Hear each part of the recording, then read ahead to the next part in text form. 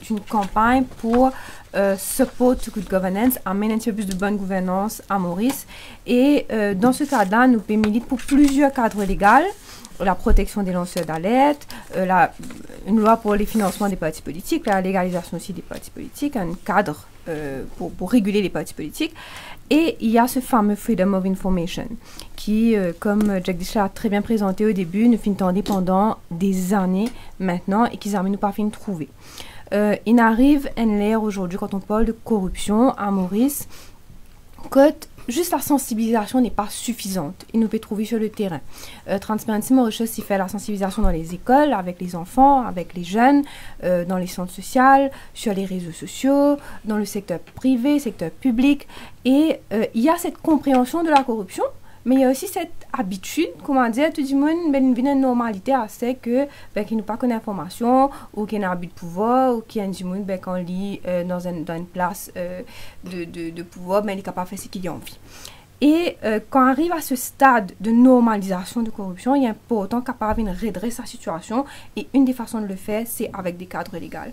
Et un Freedom of Information, c'est tout simplement donne un accès, donne une vitrine, comme on a l'habitude de dire, de transparence. Ça fait beaucoup remonter, par exemple, l'indice de perception de la corruption. Ça fait remonter un peu les Seychelles par rapport à la bonne gouvernance. Donc, il y a eu au moins une ambition, une envie au début.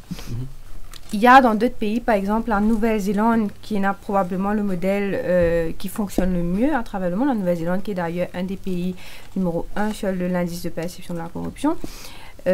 Cote et un ombudsperson pour accès à l'information,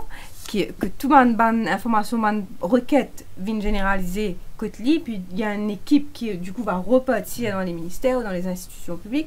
et il y a une digitalisation comme Axel Fedzeli qui aide parce qu'il y a des fois des requêtes qui sont des questions, soit des aides à l'information là, soit c'est des réponses assez simples qui est capable d'un chatbot qui répond directement,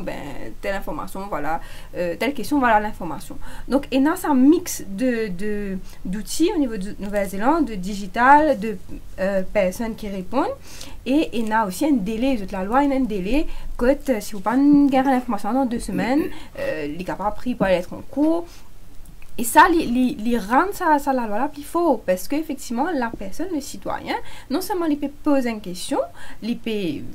utiliser ce droit pour lui demander, parce que le citoyen, c'est la personne qui va aller voter, c'est la personne qui investit, il peut payer taxes, donc il est capable de demander, écoute mon investissement pour aller, écoute mon l'argent pour été,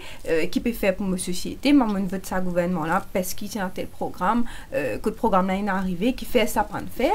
il donne sa possibilité là aux citoyens aussi d'aller jusqu'en cours et d'avoir des recours légaux si jamais ce gouvernement n'a pas pu répondre.